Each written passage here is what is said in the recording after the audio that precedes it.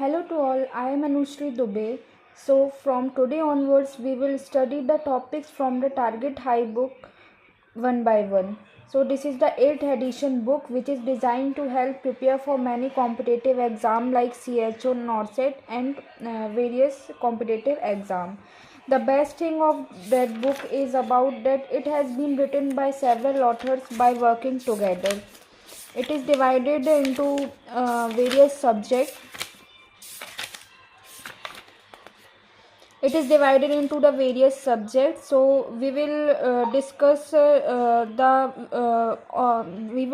all the topics one by one.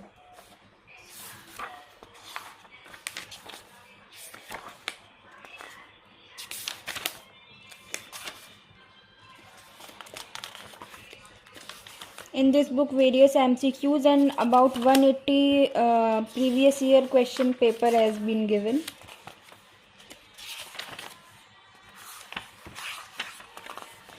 So firstly, we will discuss the fundamental subject. We will discuss about the code of ethics. So code of ethics serve means of self-regulation and set standard of individual behavior for the profession. जो code of ethics है इसका मतलब क्या होता है? Self regulation. ये एक self regulation है and sets the standard of individual behaviour for the profession. ये क्या है? एक सेल्फ रेगुलेशन है, प्रिंसिपल और एथिक्स है. जो क्या होता है? एक बिहेवियर जो नर्स का होना चाहिए अकॉर्डिंग फॉर देयर प्रोफेशन. मतलब कैसे प्रिंसिपल मेंटेन कर रही है, कैसे हर एक चीज़ को रेगुलेट कर रही है, कैसे मतलब बिहेवियर में कैसा बिहेवियर है उसका अपने प्रोफेशन के प्रति, वो क्या होता है? कोड ऑफ एथिक्स होता है. Professional code of ethics is a system of rules and principle and nurses adhere to professional practice standard for the following days. जो कोड ऑफ एथिक्स है ये एक प्रोफेशनल सिस्टम है जिसमें rules and principles follow up किए जाते हैं nurses के द्वारा. और ये क्या करते हैं? ये किस पे फॉलो करती है? अपने प्रोफेशनल प्रैक्टिस पे क्या होते हैं? रूल्स एंड प्रिंसिपल फॉलो होते हैं. And international code of ethics for nurses was first adopted by the international council of nurses ICN इन 1953. जो कोड ऑफ एथिक्स है ये फर्स्ट टाइम अडॉप्ट हुआ था इंटरनेशनल काउंसिल ऑफ नर्सेस के द्वारा इन 1953 में. जो ICN कोड ऑफ एथिक्स है नर्सेस के लिए ये रिसेंटली रिवाइज्ड हुआ है इन द ईयर 2012 में. कोड ऑफ एथिक्स में मेनली 4 प्रिंसिपल ऑफ एलिमेंट्स आते हैं: nurses and people, nurses and practice, nurses and professional, nurses and coworkers. Nurses and peoples मतलब what is the behaviour between the nurses and the patient and their attenders. So firstly मतलब nurses का क्या behaviour है और क्या relationship है मतलब patient के प्रति और उनके अटेंडर के प्रति. इसमें क्या होता है कि जो नर्सेज होती हैं उनको क्या इमोशनल सपोर्ट देना है पेशेंट को, काइंडनेस रखनी है और जो भी केयर प्रोवाइड करनी है वो क्या करनी है? बहुत हम्बली केयर प्रोवाइड करनी है. नर्सेज एंड प्रैक्टिस में क्या होता है कि नर्सेज और उनकी क्लिनिकल प्रैक्टिस कैसी है, उनके मतलब कोई भी जब वो क्लिनिकल प्रैक्टिस कर रही हैं तो rules and regulation follow up कर रही हैं या नहीं, मतलब कोई फॉल्स प्रैक्टिस तो नहीं है.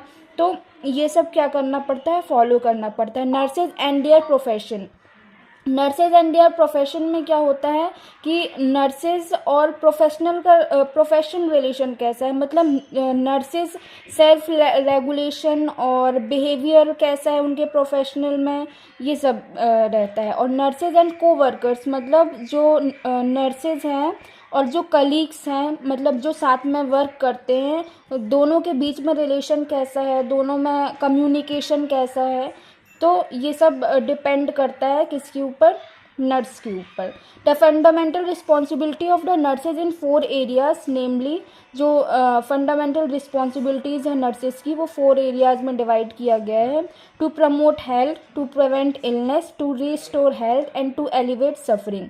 सो टू प्रमोट हेल्थ मतलब हम हेल्थ को कैसे प्रमोट कर सकते हैं, जैसे हम हेल्थ एजुकेशन प्रोवाइड कर सकते हैं, और हम कैसे इन्वायरमेंट में रह सकते हैं, हाइजीन कैसे मेंटेन करना है, जो क्या करेगा, इलनेस को प्रिवेंट करेगा, हेल्थ को क्या करेगा, प्रमोट करेगा। टू प्रिवेंट इलनेस, अब हम इलनेस को कैसे प्रिवेंट कर सकते हैं, तो सबसे पहले हम पेशेंट को एजुकेशन देंगे, और फिर उसके बाद जो भी उसका मतलब जिस इन्वायरमेंट में वो रह रहा है तो मतलब उसको क्या करेंगे, ऐसी एजुकेशन देंगे जैसे हैंड वॉशिंग वगैरह है, ताकि क्या हो सके, प्रिवेंट क्या हो सके, इलनेस क्या हो सके, प्रिवेंट हो सके। उसे पॉजिटिव वाइब्स देंगे, मतलब अगर देखो हम क्या करते हैं, पेशेंट को अगर मतलब कुछ अगर उसको पॉजिटिव बोलते हैं कि आप ठीक हो जाएंगे, मतलब आपकी इलनेस उतनी बड़ी नहीं है, तो क्या होता है, पेशेंट को भी अंदर से क्या होता है, थोड़ा सा ग्रोथ मिल जाती है और वो डीमोटिवेट नहीं हो पाते। टू रिस्टोर हेल्थ, अब टू रिस्टोर हेल्थ मतलब हेल्थ को कैसे रीस्टोर कर सकते हैं वापस से, कैसे, तो वही मेनली हम हेल्थ एजुकेशन प्रोवाइड करेंगे, और जो हमारी प्रैक्टिस है, क्लिनिकल प्रैक्टिस है, उसको अच्छे से मेंटेन करेंगे, अच्छे से मतलब सारी उसकी मेडिकेशन और वाइटल्स को क्या करेंगे, मेंटेन करेंगे। To elevate suffering, to elevate suffering का मतलब क्या होता है कि हम किसी भी पेन को, चाहे वो फिजिकल हो, इमोशनल हो, या फिर किसी भी सोशल पेन को हम कैसे सीवियर से लेस कर सकते हैं। सो ये इसमें क्या होता है कि जैसे पर्सनल सफरिंग, माइंडफुलनेस और एक्सेप्टेंस, हम कैसे उसको क्या कर सकते हैं, जो भी पेन से सफ़र कर रहा है, जैसे सोशली सफरिंग कर रहा है, तो हम क्या कर सकते हैं, उसको क्या कर सकते हैं, एजुकेशन प्रोवाइड कर सकते हैं, और उसकी मेंटल स्ट्रगल को क्या कर सकते हैं, सॉल्व कर सकते हैं।